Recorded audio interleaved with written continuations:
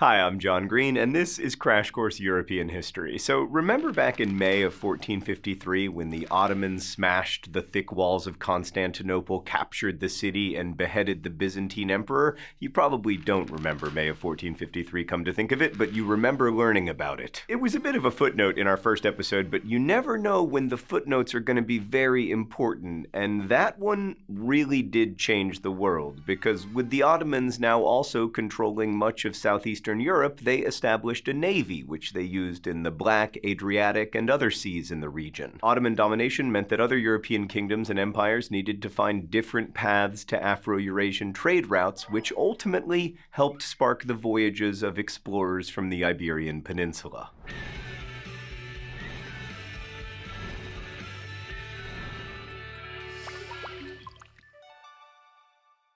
So we've talked already in this series about the importance of shifting perspective when looking at history, and today we're going to ask you to shift perspective several times, but let's begin with the perspective of the Portuguese. In the 15th century, Portugal was poor, and it became more so as the Ottomans contested their access to overland trade. But luckily for Portugal, the fourth son of their king was Prince Henry, who came to be called the Navigator because he funded and encouraged exploration, the study of navigation, and the development of new tools to aid in navigation. The Portuguese began to increase their travels along the Mediterranean southern shore, and by the mid-15th century, they were venturing southward along the Atlantic coast of Africa, where they expected to find vast wealth. In those days, Africa was rich in food, salt, gold, and slaves. Mansa Musa, the Malian king who made a spectacular Hajj to Mecca in 1324 and 1325, was legendary and very inspiring to the Portuguese. He had an entourage of 60,000 people, including 12,000 slaves and huge quantities of gold. He seemed like the model of what the Portuguese hoped to become by traveling to Africa, that is, rich beyond imagining. In this pursuit of food, slaves, and gold, the Portuguese gradually made their way down the African coast, locating island clusters like the Canaries, and they kidnapped local people to sell into European slave markets and began dotting the coast with stone fortresses that doubled as trading stations. And there, many European men partnered with African women and started families. These women were often themselves traders and would be crucial for all European nations because they were the main force behind local markets and regional trade networks, and they provided essential connections to trade.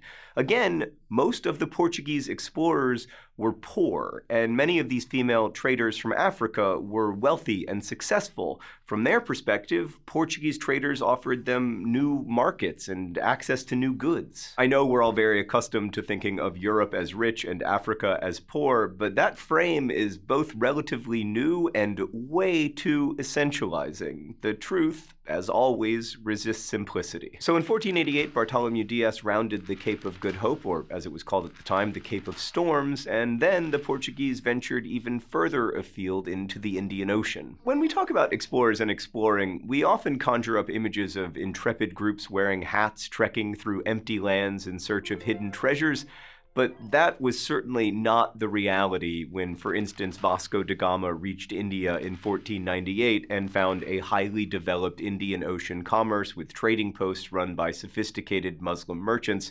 Da Gama's instincts were to menace and fight them, and he did. And when the Portuguese reached Southeast Asia and China, they found a cornucopia of goods that Europeans would come to crave and about whose production they knew very little. Colorful washable cottons, finely crafted porcelain, also tea. Where would we be without tea? Well, I'd be fine, actually. I'd just drink coffee. What's that?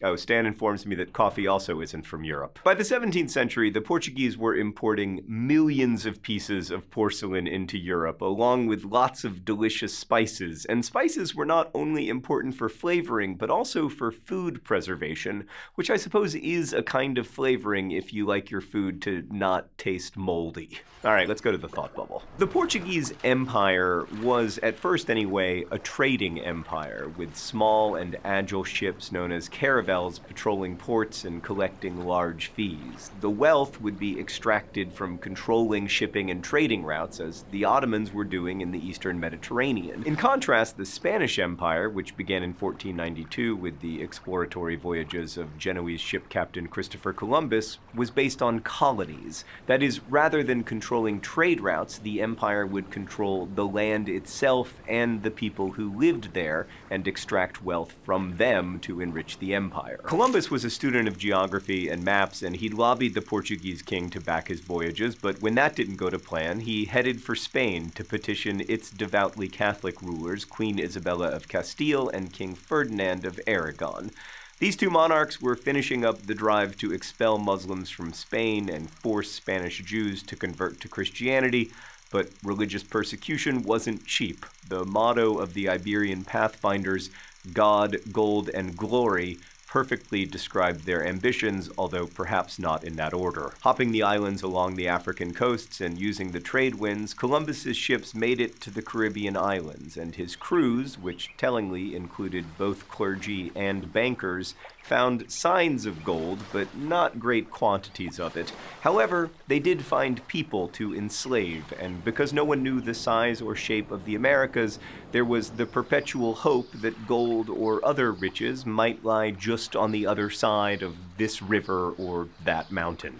Thanks, Thought Bubble. So I want to stop here to shift perspective. From the perspective of European explorers, these lands were new and potentially very lucrative, and the colonization model that Spain adopted and that Portugal began using in Brazil, and that the rest of Europe's empires would eventually use, was built on the idea that colonies existed for the benefit and enrichment of the colonizers, and secondarily to convert human souls to Christianity. Much of the wealth that was generated by these empires was done so by claiming human beings as a form of property, both through the slave trade and through forcing colonized people to work. And the systems that were built to support the colonies, from roads and bridges to churches, were built to extract wealth and convert people to Christianity. So from the perspective of indigenous people living in colonized communities, colonization meant impoverishment in many forms: the loss of land for use, the loss of life itself at an unprecedented scale, the loss of long-held religious beliefs, and the loss of all sorts of community assets. But from the colonizers' perspective, it meant the possibility of getting rich, and so waves of ambitious sailors followed Columbus, searching both North and South America for extractable wealth. Okay, another breakthrough occurred between 1519 and 1522, when Ferdinand Magellan's Spanish ships circumnavigated the globe. Magellan had alienated members of the Portuguese court, and like Columbus, he found no backing for his proposed trip there.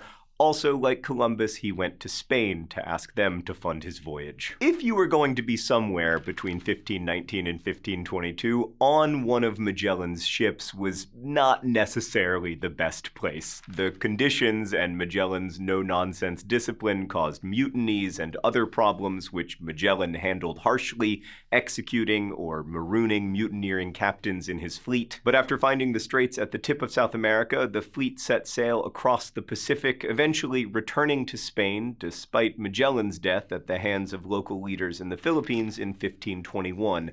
Of the 237 original voyagers and 5 ships, only 18 men and 1 ship returned to Spain in 1522. But the voyage arranged and headed by Magellan was a revelation. It opened the world up to global transportation, exchange, settlement, and yes, also global slavery and warfare and pandemics and conquest. The Spanish could now stock their New World settlements with Chinese and Indian luxuries by crossing the Pacific, and fill their coffers from profits in New World goods by crossing the Atlantic. In 1519, Spanish invader Hernán Cortés came into contact with indigenous people in present-day Mexico, landing on its Mayan eastern coast with several hundred soldiers and making his way inland, starting battles and forging forging alliances. He eventually reached the center of the Aztec Empire at Tenochtitlan, where the Spaniards were astonished at the wealth of this civilization, and Cortés bowed before its king Montezuma II, who led a vast empire that stretched to present-day Honduras and Nicaragua.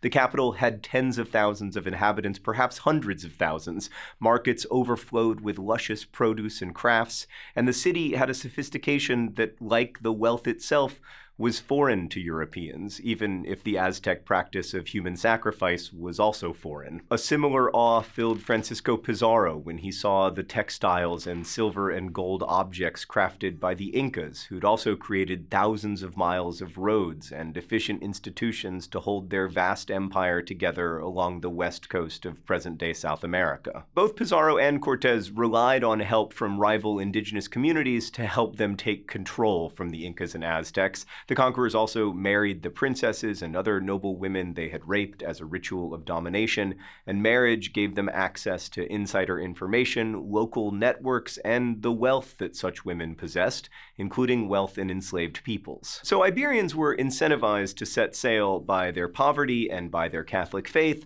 but they were disadvantaged by a comparative lack of manufacturing skills when it came to trade. What they did have, at least at first, was sailing prowess and weaponry on their side. Iberian caravels were nimble and they could be loaded with cannons.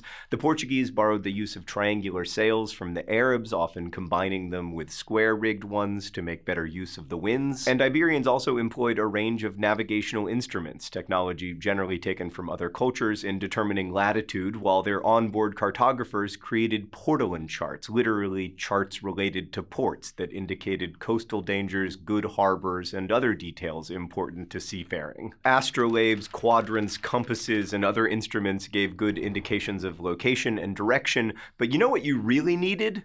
A clock. That's right, there's a clock in the center of the world. This $6 clock is an astonishing piece of technology.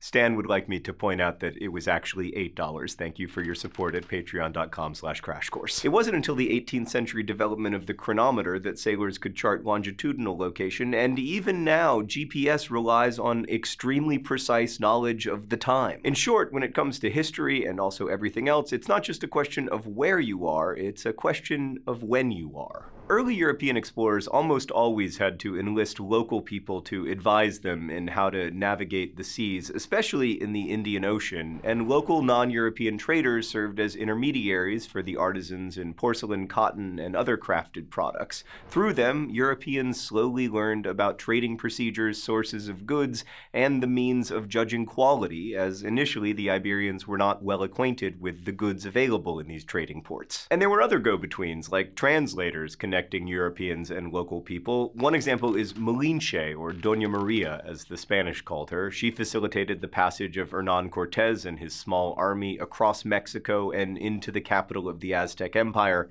gathering allies for him and warning him of impending danger along the way. And because of the hostilities among different groups that predated the arrival of Europeans, go-betweens who knew about these animosities could use them to help mobilize support for the Europeans so that one local group would lead the charge against another.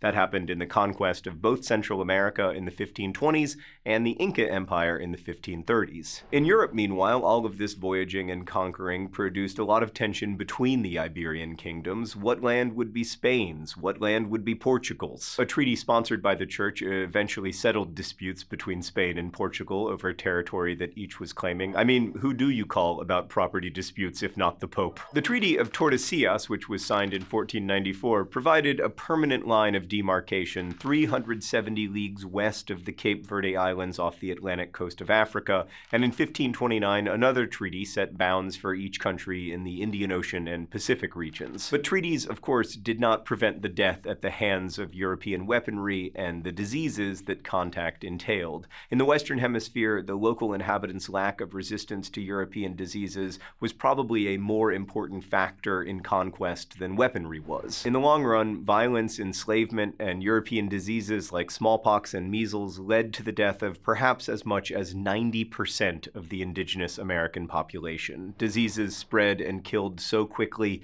that entire communities ceased to exist almost at once, and with them their traditions, stories, and values. Meanwhile, colonization proved extremely lucrative for Spain and Portugal, which within a century went from being poor kingdoms to astonishingly rich ones, especially after 1545, when the Spanish uncovered a huge deposit of silver in Potosi in present-day Bolivia and began conscripting indigenous people to do the most dangerous work in the mines. Migration to both regions swelled, and ships now crisscrossed both the Atlantic and the Pacific, and this huge influx of wealth to Spain and Portugal would reshape power in Europe and also life everywhere else, as everything from microbes to ideas suddenly had a truly global reach.